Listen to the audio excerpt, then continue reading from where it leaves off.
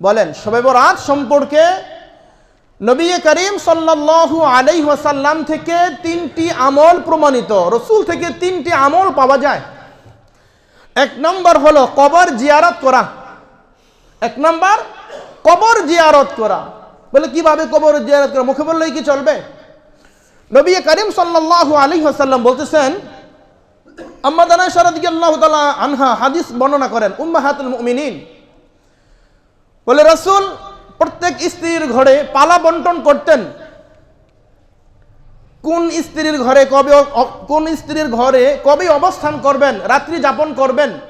আম্মা আয়েশা বলেন, এই 14 তারিখ দিবাগত রাত্রে অর্থাৎ 15ই শাবান রাসূলের পালা, রাসূলের বন্টন আমার ঘরে ছিল। রাসূল আমার ঘরে আসলেন, আমার ঘরে এসে জামাটা খোলার জন্য ইচ্ছা করলেন। কিতাবে লেখছে জামা খুলেছেন, জামা খোলার পরে বা জামা খুলতেই সাথে সাথে আবার জামাটা পরিধান করে নিয়েছেন। জামাটা পরিধান করে আম্মা আয়েশার হুজরা থেকে, তার ঘর থেকে বের হয়ে গেছেন। আম্মা আয়েশা হাদিস বর্ণনা করেন যে এতে আমার মনের ভিতরে একটা চোট লেগেছে, মনের ভিতরে একটা চোট লেগেছে।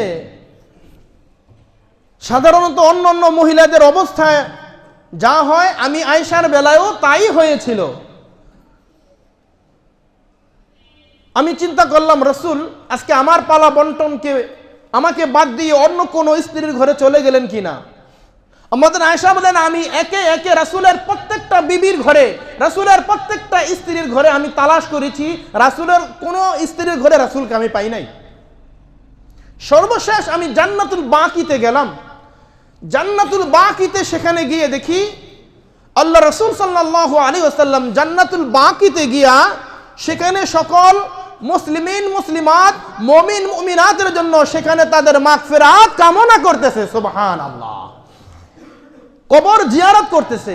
এই দৃশ্য দেখে আম্মাজান আয়েশা একটু শর্মিন্দা হলেন। তিনি আস্তে করে রাসূলের দোয়া শেষ করার আগেই আম্মাজান আয়েশা ঘরে ফিরে আসলেন। কিতাবের মধ্যে লেখছে একটু জোরে হেঁটে আসতেন। আল্লাহ রাসূল ঘরে ফিরে আসার পরে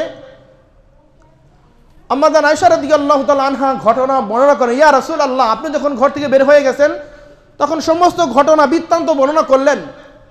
রাসূল আম্মাজান আয়েশার এই ঘটনা, এই কথা শোনার পরে বলতেছে, আয়েশা, জিবরাইল আলাইহিস সালাম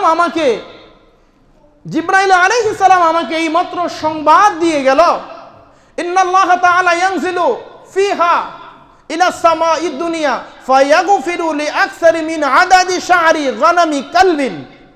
রাসূল বলতেছেন, আয়েশা, জিবরাইল আয়েশা সবেমাত্র আমাকে বলল, হে হাবিব, আপনার উম্মতদেরকে এই রাত্রিতে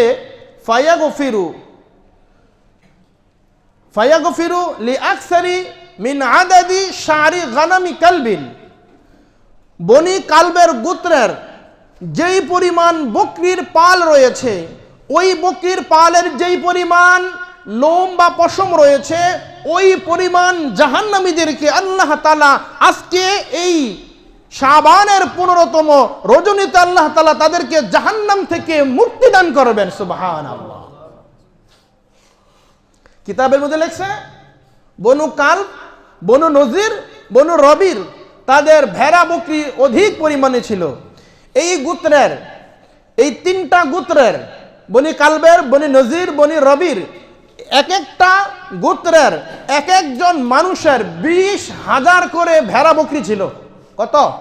20,000 করে ভেড়া বকরি এক একজন মানুষের ছিল। তাহলে প্রত্যেকটা গোত্রের কি পরিমাণ মানুষ ছিল, আর প্রত্যেকটা গোত্রের এক একজন মানুষের যদি 20,000 করে ভেড়া বকরি থাকে, তাহলে এই ভেড়া বকরির লোম, তাদের পশম কি পরিমাণ গণা সম্ভব? অসম্ভব। হাদিসের মধ্যে মুহাদ্দিসিন কেরাম বলেন, আমার সংখ্যা উদ্দেশ্য না, আমার অধিক বোঝানো হচ্ছে উদ্দেশ্য। বলে এই ভেড়া বকরির যেই পরিমাণ লোম বা পশম রয়েছে, বলে এই পরিমাণ মানুষদেরকে আল্লাহ তাআলা এই রাত্রিতে জাহান্নাম থেকে আয়েশা তাদেরকে মুক্তি দেবেন। সুবহানাল্লাহ। ও আয়েশা, তুমি কি মনে করেছো আল্লাহ রাসূল তোমাকে তোমার অধিকার থেকে খর্ব করবে? বলে, ইয়া রাসূলুল্লাহ, অন্যান্য মহিলাদের যাই অবস্থা হয় আয়েশার অবস্থাও তাই হয়েছিল। তাহলে এই রাত্রিতে কবর জিয়ারত করা, যাদের মাতা পিতা নেই অথবা আশেপাশে যাদের কবরস্থানগুলো রয়েছে, সেখানে গিয়ে যদি কবরস্থানে গিয়ে যদি এই কবর জিয়ারত করেন, তাহলে রাসূলের একটা সুন্নাহ আপনার দ্বারা আদায় হবে। তাহলে রাসূল থেকে এই রাত্রিতে 3টি আমল প্রমাণিত। 1 নম্বর হলো এই রাত্রিতে কবর জিয়ারত করা। 2 নম্বর হলো রাসূল এই রাত জেগে ইবাদত করেছেন। কেন ইবাদত করেছেন, কেন, এই কেনর উত্তর দিয়েছি 8টা হাদিসের মাধ্যমে। রাসূল তার পরের দিন রোজা রেখেছেন। রোজার ক্ষেত্রে রাসূল বলেছেন, শাবানু শাহরি ও রমাদানু শাহরুল্লাহ, শাবান হলো আমার মাস, রমজান হলো আল্লাহর মাস। এজন্য শাবান মাসে রাসূল অধিক পরিমাণে রোজা রাখতেন। আম্মা জান আয়েশা বলে, ইয়া রাসূলুল্লাহ, আপনি তো এত রোজা অন্য কোনো মাসে রাখেন না। নবীজি বলেন, আয়েশা বলে, সামনে তো আসছে রমাদান, এই রমজানের জন্য প্রস্তুতির জন্য এখন থেকে আমি প্রস্তুতি গ্রহণ করতেছি। সুবহানাল্লাহ। রাসূল প্রতি সোমবার রোজা রাখতেন, প্রতি বৃহস্পতিবার রোজা রাখতেন, প্রতি মাসের আইয়ামে 20, প্রত্যেক মাসের 13, 14, 15 রোজা রাখতেন।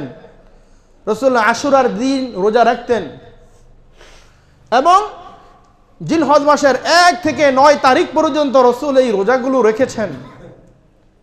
তাহলে সেক্ষেত্রে যারা আমরা এই শাবানের আইয়ামে 20 এর রোজা রাখবো, এই রবিবার ভাত খেয়ে, সোম মঙ্গল বুধ, রবিবার ভাত খেয়ে, রবিবার দিবাগত রাত্রে ভাত খেয়ে, রবি সোম মঙ্গল, রবিবার তো ভাত খেলাম, সোম মঙ্গল বুধ, এই আইয়ামে 20 যারা 3টা রাখতে চান তারা রবিবার থেকে রাখবেন। আর যারা শুধু শবে বরাতের রোজা যারা রাখবেন, তারা তো মঙ্গলবার দিবাগত রাত্রে আমল করবেন, এরপরে তারপরের দিন রোজা রাখবেন। তাহলে নবী করিম সাল্লাল্লাহু আলাইহি ওয়াসাল্লাম এই রাত্রিতে দীর্ঘ লম্বা ইবাদত করতেন। আম্মা জান আয়েশা রাদিয়াল্লাহু তাআলা আনহা হাদিস বর্ণনা করতেছেন, মিনাল লাইলি ইউসাল্লি, রাসূল যখন নামাজে দাঁড়াইতেন, ফাতাল সুজুদি, এত লম্বা এত দীর্ঘ সিজদায় পড়ে থাকতেন। আমি আয়েশা মনে করতাম রাসূল মনে হয় ইন্তেকাল করেছেন, রাসূলের মনে হয় ইন্তেকাল হয়েছে। আমি হঠাৎ করে চমকে যেতাম, তখন আমার হাতের আঙ্গুলি দ্বারা রাসূলের তালুতে আমি এভাবে নাড়া দিতাম। কিতাবে লেখা, রাসূল হঠাৎ করে পা টান দিতেন, তখন আমি আয়েশা বুঝতাম যে রাসূলের এখনো ইন্তেকাল হয় নাই। সুবহানাল্লাহ।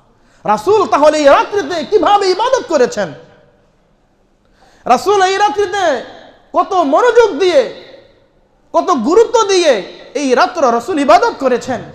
আমাদের আয়েশা বলে, এত দীর্ঘ লম্বা সাজদা আমি রাসূলকে আর কখনো দিতে দেখি নাই। মনে হয় যে রাসূল শেষ হয়ে গেছে। রাসূলকে একটু নাড়া দিলে রাসূল ওঠে, আবার সিজদায় যায়, আবার সিজদায় গেলে মনে হয় যে রাসূল আবার মনে হয় দুনিয়াতে নাই।